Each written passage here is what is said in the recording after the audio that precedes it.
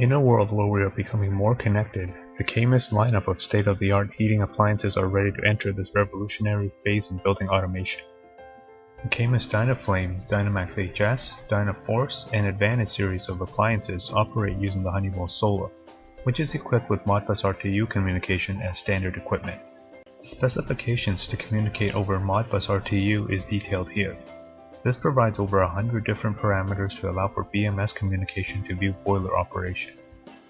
These points include various boiler-related temperatures, boiler status, pump activation, and boiler error codes to name a few. To further evolve and adapt to the changing marketplace, the Camus DynaFlame, Dynamax HS, DynaForce, and Advantus series of appliances is available with BacNet IP, BacNet MSTP, Advantus N2, and Longworks protocol support. All the features available in the Modbus RTU realm are carried into these protocols with the use of a highly advanced yet user-friendly field server Protonode. The FPC N34 supports BacNet IP, BacNet MSTP, and Advantus N2. The power LED indicates 24V AC power is being supplied to the unit. The TX and RX LED represents Modbus RTU traffic between the Protonode and Honeywell Solar. TX represents transmit messages from Protonode to the Solar, and RX represents receive messages to the Protonode from the Solar. A red error light illuminates when the polarity is reversed or there is an internal software or hardware issue with the Protonode. The run and SPL indicators are troubleshooting lights used by field server, which won't be covered in this video. Removing the plastic enclosure reveals a daughter board featuring the Ethernet and RS-485 field connection points. Before making any adjustment to the dip switches, please verify the power is off to the Protonode.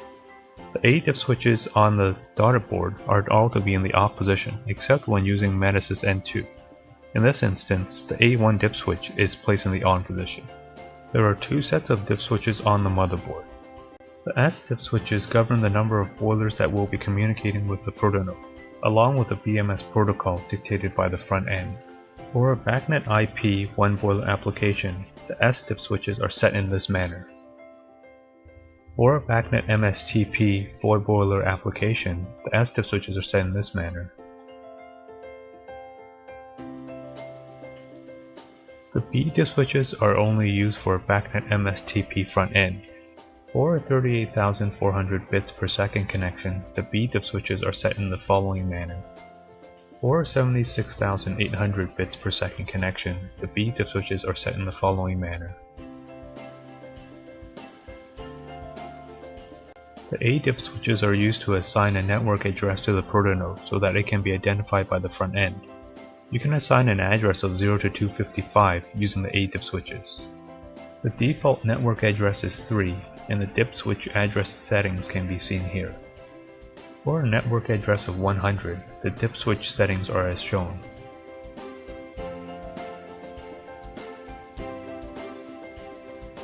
Once all dip switches have been set as desired, reinstall the plastic enclosure. The Modbus RTU communication from the Honeywell Solar originates from COM2 of the touchscreen display on a DynaFlame, DynaForce, and Advantus, with wiring routed to the BMS contacts in the junction box on terminals 18 and 19. On a Dynamax HS, the Modbus RTU communication originates from MB1 of the Honeywell Solar and is routed to terminals 19 and 20 on the terminal board. To communicate across up to 8 boilers using a single Protonode, you will need to perform a daisy chain wiring method across the terminals discussed.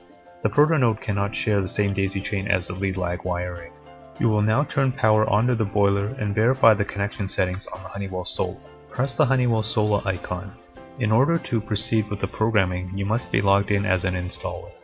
Press the Configure button and select System Identification and Access. Verify that MB1 and MB2 Modbus addresses are matching on an individual boiler. Each subsequent boiler will be assigned an address in sequential order. Press the Home button and select the Setup button from the home screen. Select the Display Setup button and select the COM2 tab.